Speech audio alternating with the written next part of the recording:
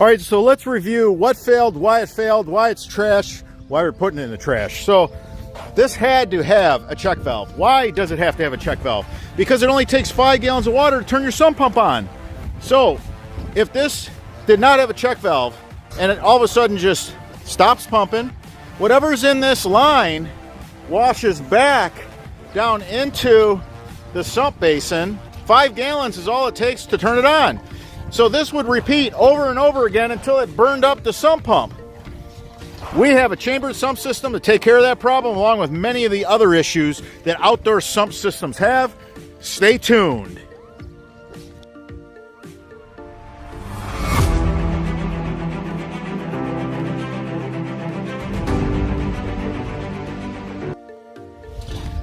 Look at these pieces of garbage. They're made out of trash, and they belong in the trash. And that's exactly where they're going. We're going to put them in the trash when we get back to the yard. These things should never have been put outdoors to cause the homeowner so much grief over the years. It's unfortunate that somebody took their money and this is what they gave them. Welcome to the French Drain Man channel. I'm your host, Robert Sherwood. We're working on a house where the road is higher than the house. There's a canal on this side of the road with the garage. This side we have the house, and it's on the lake. The water sheds off this road and floods the front yard. So somebody put this in. This is an indoor sump system. That's not going to work outside very well. What would happen is during hard rain events, it gets overwhelmed. There's no way this is going to work during a torrential rain without the water backing up. It doesn't give the water a place to go. See, we create a chambered system so that if the pump falls behind, there's storage. There's storage so that you're not flooding the house. In this case, there's zero room for error because the water is going to find its way and flood this house. So this homeowner found us, contracted us to remove this indoor sump basin and put in one of our outdoor sump systems. Actually, this house has two sump systems going in.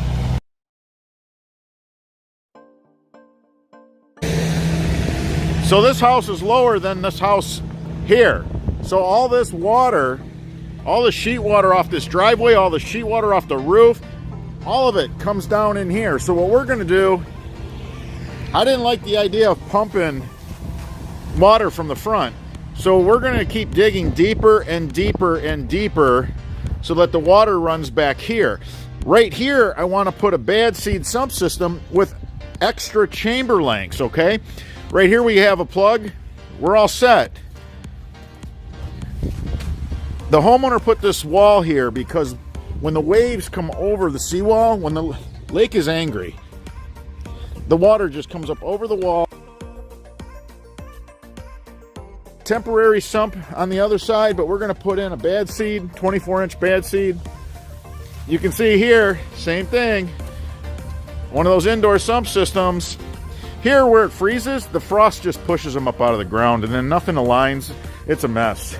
So we're going to put a bad seed in here because we got the same thing going on. We got the water coming off the neighbor's house. We got sheet water coming off the neighbor's driveway, the street. And then just the water that falls in this little courtyard area. We're going to go ahead. We're going to dig this all out. We're going to put in a sump system. Now, always, when you're running two pumps, always have a separate circuit. This is a separate circuit. If something happens where one of these plugs gets blown, you know, say a pump shorts out or something, you know, so many things are possible. You don't want both pumps going out. And, you know, if a pump shorts and you got both pumps plugged into the same circuit, so even if I had a system where there's two pumps right here side by side, I would have another plug that was on another breaker. You want to have them on separate breakers. That way if something happens to one pump, you're not losing both pumps. Same thing, we're going to go ahead, we're going to take this shed, we're going to move this shed. We're going to go ahead and fill this in with dirt. Have an open French drain system in here, catching all the sheet water off the driveway, all the sheet water off the roof. We're going to catch all the downspout water, and then we're just going to pump it to the lake. We'll show you guys how it's done.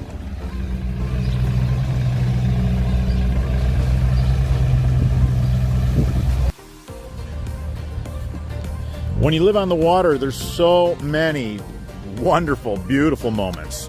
You know, from the wildlife to the postcard-like picturesque view from your very own couch or table. Unfortunately, there's times where the weather is unfavorable, and when the winds kick up and they're coming inland towards you, that's when your number's called, and it's all right. How well did we build this yard to drain? So Lake St. Clair, when it gets angry, because it's not a very deep lake, it's shallow, it really, really gets rough. And the waves are 2 stories high, so they come up over the sea retaining walls because the water just floods up in here. But still, when there's water trapped in here, and when it gets rough enough, it will come up in here. Plus, there's a downspout here. We got sheet water off the house next door. We got sheet water off the driveway. We got sheet water off the roof of the neighbor's house. All of that ends up in here. So the homeowner, as you can see, they had this indoor sump system outdoors. It's just never a good idea. It's even worse when you live in any climate that has freeze. Because what happens is when the ground freezes, it lifts these up. The other problem, these are very buoyant. So all they got to do is just move a couple inches, and now the pipe that had like 1% slope to it no longer can drain in it. So these are meant for the indoors. You're supposed to pour concrete around them, and that holds them down. But when you put these in your yard, most people don't pour concrete around them. So you're attracted to this very inexpensive basin for the indoors that's supposed to have concrete poured around it, and then it results in failure. Now the other thing, the water table's really high here. However high the water is in that lake, you could dig a hole. That water in that hole, that's the same height as the lake water. We shoot that with our laser. Go over there, shoot it with our laser level. Money. So you're just recirculating the water. We have to set these to the perfect height to where you're not in the lake water just recirculating it. And the other problem is when you have a high water table, these basins are made out of a buoyant material. It's going to push them up. They're going to move up, and they're going to cause failure. You're going to be chasing all kinds of things, wondering why your drainage system's working less and less each year. And here it is, this is shifting and moving on you.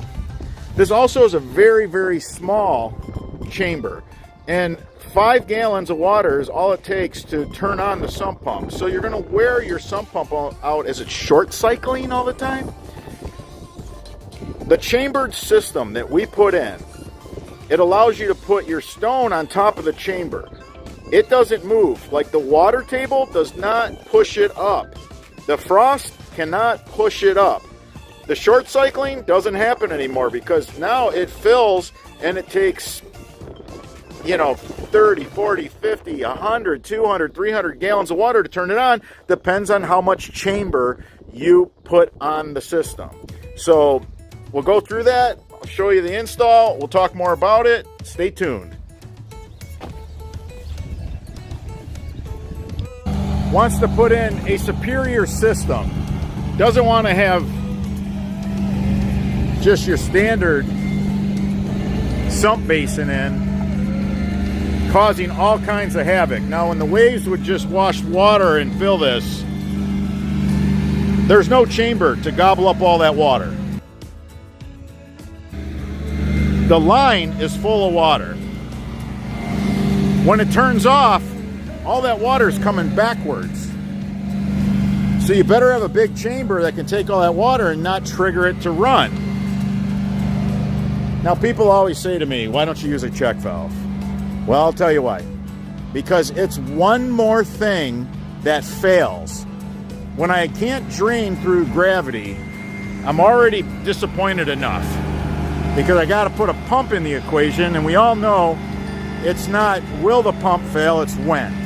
So I want to minimize the chance of pump failure by putting a chamber on this system. That way this pump doesn't short cycle. Now, if you try to pump water, your check valve fails. The water comes back, fills this little basin, turns the pump back on. Well, this just keeps happening. Water gets sent, water comes back, water gets sent, water comes back. And yeah, it'll run for days until it burns itself up. That's what happens. So we like to have a chambered system. We don't use a check valve for that reason. It's one less thing to go wrong. And when a check valve goes, it usually means the pump's going to be next. Unfortunately, that's how it works. A bad check valve will take out a pump in the way that I just described. No check valve and a system built for no check valve, there's less room for failure. So that's why I don't endorse check valves. You don't see me using them. You never seen them in any of our systems. You never seen them in any of our installs.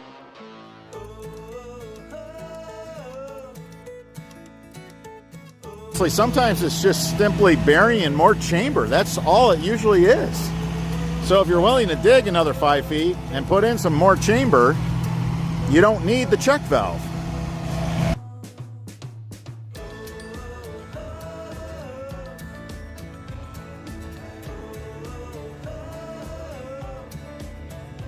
So this basin, they put a lot of weight in it to help keep it down. They put a hunk of concrete because the basin, because of the high water table, you can see how high the water table is here. All right, so this indoor unit, it's really light. It's really flimsy. It only takes 5 gallons of water to turn your sump on, so you're gonna have, cycles.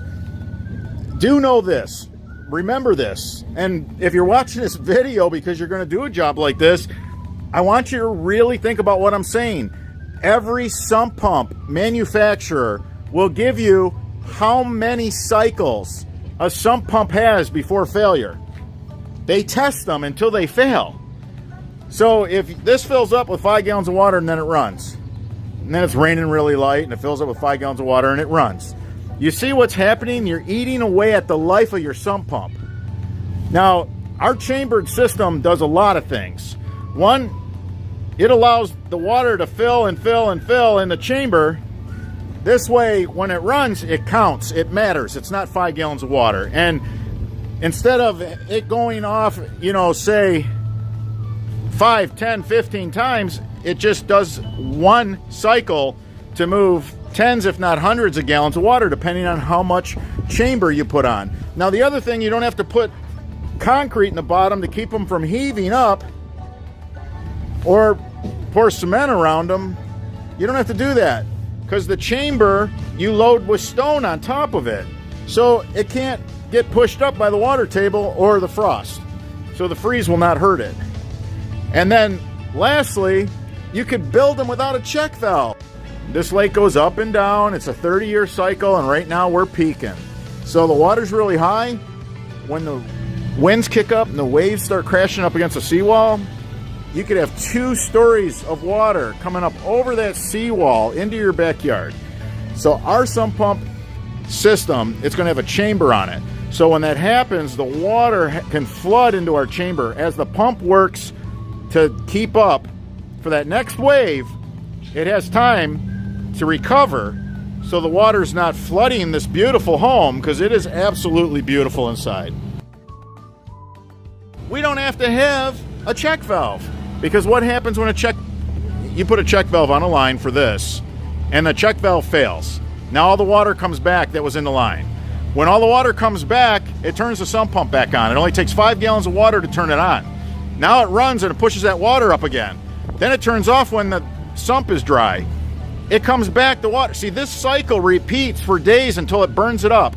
It literally eats up all those cycles in the life cycle of a pump within days, and it's done. So a chambered system allows you not to use a check valve. You don't have to use a check valve. You don't have to worry about the high water table. You don't have to worry about freeze if you're in the north. You don't have to weight them down with concrete.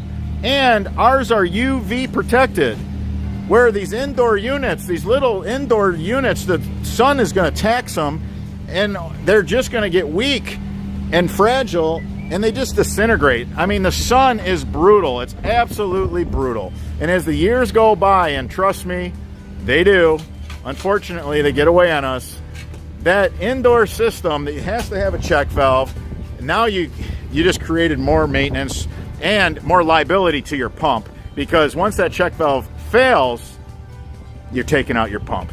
A failed check valve results in a failed sump pump. Most of the time when I go to replace somebody else's work and the people call me and, hey, somebody put a system in for us, our sump pump failed, it's usually the check valve that failed, and then it took out the pump, and the pump ate up all its cycles, life cycles, right? It's got so many cycles in its life, and it just eats them up in days. So hopefully you guys are having a better understanding to what it is we do and why we went ahead and patented these units. We have patents on all of our units, all the different models, different, arrangements. We have patents on all that. So we did it for a reason, because after 35 years of doing this, we figured it out. We streamlined it for the homeowner, the DIY, and the contractor who wants to buy a fully assembled, just set it in sump system.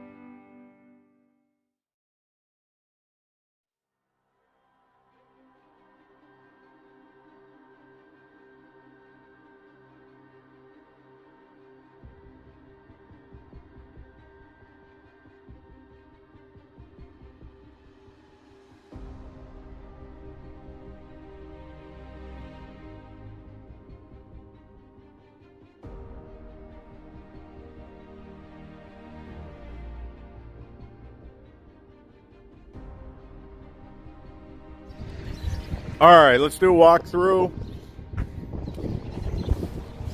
So we pulled up the brick pavers right here. Like, this is the after, by the way. This is the after. We have a clean out on this downspout. We pulled up the brick pavers. We ran that in our open French drain. So we put the decorative stone back.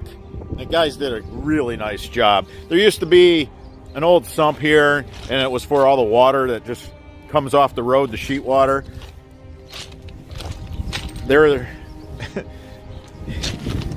Here's the indoor sump systems that were put outdoors. Now they're at the road.